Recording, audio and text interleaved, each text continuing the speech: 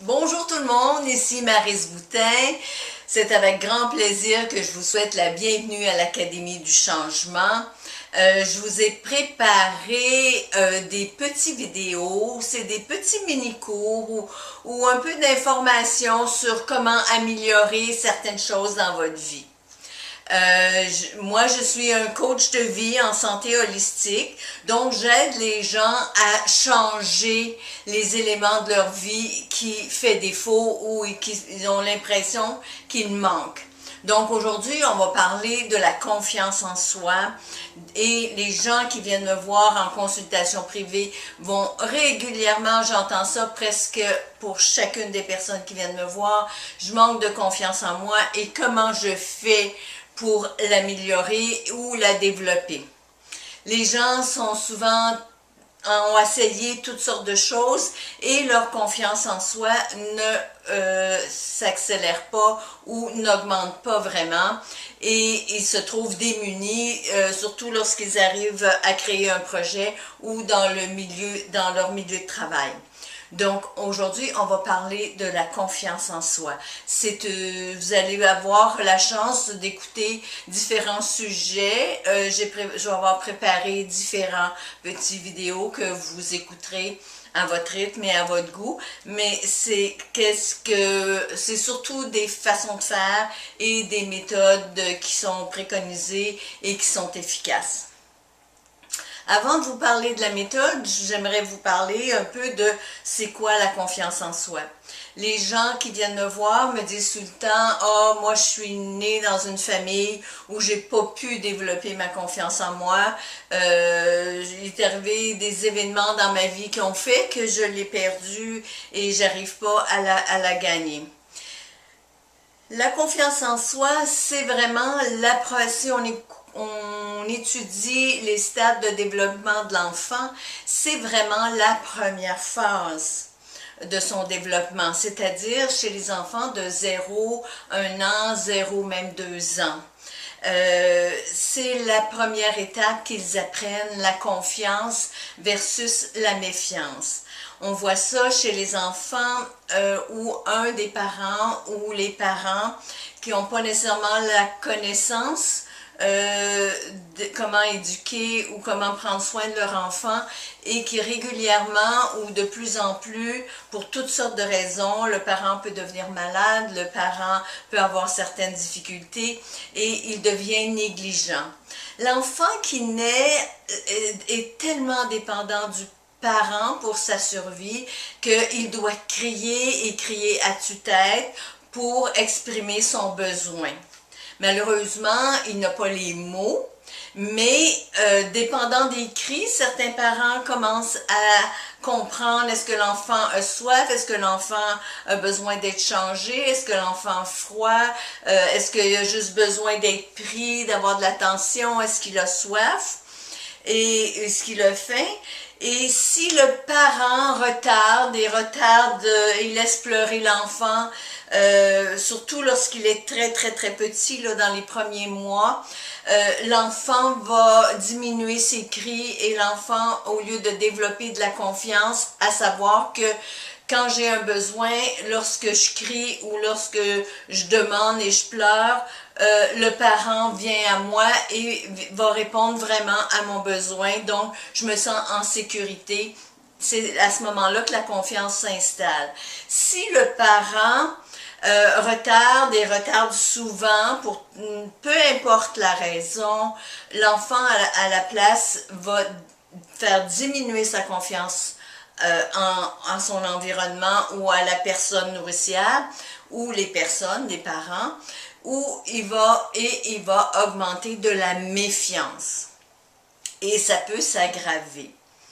Ça peut s'aggraver si le parent est pas présent, si le parent est présent physiquement, mais n'est pas présent émotionnellement, parce que émotionnellement, il faut qu'il y ait de l'amour qui passe, et l'enfant qui reçoit pas cet amour, le sourire ou le regard du parent, se sent régulièrement il va vivre du rejet. Et avec les années, il va aller de moins en moins et avoir de plus de difficultés à entrer en relation avec les gens. On appelle ça le mouvement interrompu. C'est pas le sujet d'aujourd'hui, mais vous pouvez aller sur mon site web, vous allez trouver un article sur l'explication du mouvement interrompu. C'est vraiment quelque chose de majeur. Si c'est à un degré très élevé, mais ça varie d'une personne à l'autre, mais je crois qu'on vit tout un peu du mouvement interrompu, ce qui nous empêche par la suite de rentrer facilement en relation avec les gens, que ce soit en relation amoureuse à l'adolescence et comme jeune adulte, ou ensuite même à entrer en relation lorsqu'on s'en va sur le marché du travail avec ses collègues et le patron. Donc, il est important. Une autre étape qui est très importante, c'est sûr que la mère va aider l'enfant à marcher, à apprendre à marcher, à jouer, à développer des habiletés tactiles, etc. Mais il y a aussi le père qui joue un rôle essentiel dans la confiance en soi. La mère, nous, on est faite, on a un cordon, hein? On a eu un cordon ombilical avec notre enfant, mais même si le cordon ombilical physique a été coupé, il restera toujours un cordon ombilical éthérique, énergétique entre la mère et l'enfant. Et nous, notre rôle, c'est de protéger l'enfant. Donc, on est porté à toujours ramener l'enfant dans notre sein, près de nous, pour le protéger. Et le rôle du père, le rôle, c'est de rendre l'enfant et de le lancer dans la société, de lui faire expérimenter plein de nouvelles choses, plein de jeux, plein d'interactions, plein de sports. Et plus il vieillit, plus il grandit, c'est au père à le pousser un peu en bas du nid. Et qui va aider même lorsque les enfants vont quitter le nid pour s'en aller aux études ou quitter la maison. C'est au père aussi à aider à pousser pour que l'enfant devienne suffisamment confiant et qu'il puisse partir sauter en bas du nid. On peut regarder les petits oiseaux et comment ils font, et apprendre à voler, c'est apprendre par la pratique à faire des choses. Et plus ils vont faire des choses, plus on va les encourager s'ils ont des faiblesses ou ils ont des difficultés, et plus ils vont développer leur confiance en soi. Si par malheur, vous n'avez pas eu cette chance-là au niveau de la confiance en soi, inquiétez-vous pas, c'est pas nécessairement uniquement de votre faute. On ne mettra pas le blâme sur les parents, on ne mettra pas le blâme sur la société, sur les écoles, sur la religion qui ne nous ont pas nécessairement éduqués sur la façon de développer notre confiance en soi. Mais je vous dis, on peut apprendre ça différemment, d'une façon assez simple. Et on va se responsabiliser.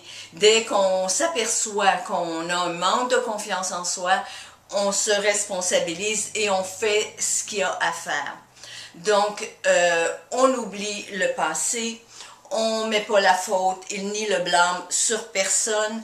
Le seul responsabilisation, c'est avec nous-mêmes, c'est un engagement. C'est un engagement de dire, ok, je réalise que j'ai un manque de confiance en moi, je dois apprendre qu'est-ce que la confiance et je dois arriver même à la développer. Si je n'y arrive pas par moi-même et si je ne vois pas une vidéo comme je suis en train de vous préparer, je vais aller en thérapie et c'est à peu près le seul endroit où on va vous enseigner comment y arriver le plus rapidement possible. En psychologie, ce qu'on appelle la façon d'aborder, une façon de plus en plus facile, je crois. Ça m'a pris des années à la découvrir et c'est quelqu'un qui me l'a enseigné parce que on cherche toujours des nouvelles façons de faire. Et c'est en psychologie, on appelle ça la boucle confiance et compétence. Donc, cette confiance, vous allez l'acquérir, c'est comme un 8 infini. Quand on parle de boucle, c'est-à-dire vous allez commencer à développer une compétence. Et cette compétence-là, vous devez choisir un sujet, vous devez choisir un sport, vous devez choisir un projet, que ça soit même au travail. Commencez peut-être par un petit projet si vous avez l'impression que vous manquez énormément de confiance en vous, mais donnez-vous des petits défis. Et c'est ces défis-là que vous allez peaufiner et réaliser et arriver à atteindre vos objectifs. Et si vous choisissez un métier, si vous choisissez un projet, plus vous allez le faire seul et plus vous allez vous développer au niveau de la compétence. Et on se développe au niveau de la compétence par la pratique. C'est-à-dire, c'est pas de butiner d'un thème à l'autre, comme une belle petite abeille qui fait son travail. Non, vous devez commencer par choisir un thème et vous restez 3 ans sur cet élément-là. Et vous pratiquez, pratiquez, pratiquez. Vous lisez sur le sujet, vous apprenez les façons de faire des autres, vous regardez peut-être sur vidéo aussi comment les autres vont s'y prendre dans cette pratique-là, mais vous allez chercher des cours au niveau du sujet que vous avez choisi. Si vous avez besoin d'apprendre comment vous perfectionner, si, disons, vous décidez de faire de la photographie, bon, mais vous pouvez aller suivre des cours en privé ou par des cours que la ville donne ou que les écoles vont donner aussi. Si vous voulez vraiment en faire une profession, vous lisez tout ce qui existe sur le sujet. Il faut que ça devienne votre passion. Dans votre métier, si vous avez des tâches à faire, vous pratiquez, pratiquez, pratiquez et pratiquez. Lorsqu'on n'a vraiment pas beaucoup de confiance en soi, on ne se rend pas compte, puisqu'on est dans l'apprentissage, qu'on intègre et qu'on acquiert une certaine expertise. Pour ce faire, pour vraiment développer la confiance en soi, ça va venir de l'extérieur. C'est bizarre à dire, mais si au travail, vous avez développé une certaine expertise et que vous réussissez bien dans le domaine, à un moment donné, vous allez peut-être entendre la secrétaire ou vous allez entendre des collègues parler à propos d'une problématique et la personne qui a fait sa demande, ils vont lui dire « Hey, va voir Maryse, c'est la meilleure pour t'aider dans ce domaine-là. Elle connaît son sujet, elle va te trouver la solution, elle va t'aider. » La personne va aller vous voir, vous allez l'aider. Ça va peut-être être un petit défi, peut-être un peu même un petit peu stressant. C'est bon, ce genre de stress-là. Et à la fin, vous allez pouvoir l'aider et à régler sa problématique ou son problème. Donc, ça fait une croix pour vous sur votre mur, puis le monde vont vous envoyer d'autres personnes par la suite. C'est pas une première ni une deuxième, vous allez peut-être même être surpris quand vous allez entendre parler des gens en disant, ben voyons, Maryse, elle est bonne pour aider les gens à retrouver leur énergie ou à changer leur vie. Vous devez l'entendre. Au début, vous allez dire, voyons donc, ils sont malades, eux autres, je suis pas experte là-dedans, je suis pas bonne, j'ai fait mon travail, mais peut-être que vous le croirez même pas. Mais à un moment donné, si ça fait une deuxième, une troisième, une quatrième fois que vous entendez des commentaires comme ça des gens autour de vous, en vous étiquetant d'experte dans ce domaine-là, vous n'avez plus le choix, vous devez commencer à le croire. Et c'est là que votre confiance va se construire et que vous allez vous faire confiance. Et la prochaine fois qu'une nouvelle personne vient vous faire une demande, des fois vous allez dire, mon Dieu, comment je vais faire pour l'aider? C'est tellement gros sa problématique, c'est tellement énorme, de quel côté je vais pouvoir l'aider et l'aider à trouver la solution à son problème. Oui, on peut avoir des petits doutes et on peut prendre une bonne respiration, une bonne respiration parce qu'il y a un petit stress, un défi qui vient s'installer et tranquillement, pas vite, on écoute la personne, on écoute c'est quoi son problème et vous, automatiquement, vous allez voir sa difficulté, vous allez voir sa faiblesse, vous allez voir ses forces et vous allez pouvoir l'aider. Et de plus en plus, plus vous allez accepter et vous vraiment vous donner waouh, c'est beau, t'as réussi, je sais pas comment t'as fait, mais t'en es venu à bout et d'être fier de ce processus, parce qu'en même temps, on est toujours en processus d'apprentissage. Donc, d'être fier du processus que les gens nous font faire. Et là, la confiance s'installe. Et avec les années, plus vous allez avoir de la pratique, plus vous allez devenir experte dans un sujet donné ou dans peu importe dans quel domaine, et vous allez être content. Et là, vous allez être obligé vraiment de vous reconnaître. La confiance en soi commence à l'intérieur de soi. Tant que vous ne vous reconnaissez pas à certains niveaux, on ne peut pas être bon dans tout. Mais on ne peut pas être mauvais et nul dans tout non plus. Et la seule raison qu'on est nul, c'est parce qu'on n'a pas assez pratiqué. Et la seule raison que la confiance ne se construit pas, c'est peut-être que vous lâchez un peu trop tôt.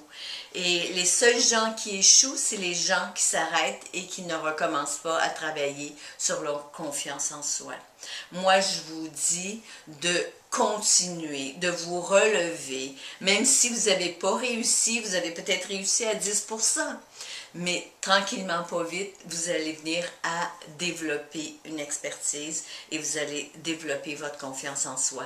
N'arrêtez pas, à ce moment-là, vous êtes certain que vous n'échouerez pas. Et c'est peut-être un gros processus pour vous, la confiance en soi, c'est peut-être un élément que vous êtes venu travailler dans cette vie-ci.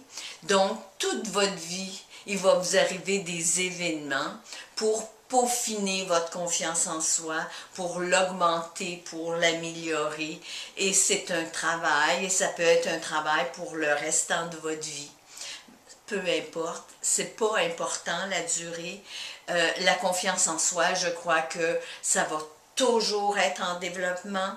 Et je pense que même les gens qu'on met au-dessus de la mêlée, qu'on voit comme des experts, c'est des gens qui sont toujours en apprentissage et qui valorisent ce processus d'apprentissage et apprendre ce que la vie leur apporte par toutes les personnes avec qui ils entrent en relation et qui leur apportent des défis à réaliser. Donc, j'espère que ça va vous aider, ce petit vidéo sur la confiance. Et à un moment donné, si je trouve d'autres éléments, je vous en reparle au niveau de la confiance. Il y aura une série de vidéos sur différents sujets. Et plus vous allez vous inscrire, inscrivez-vous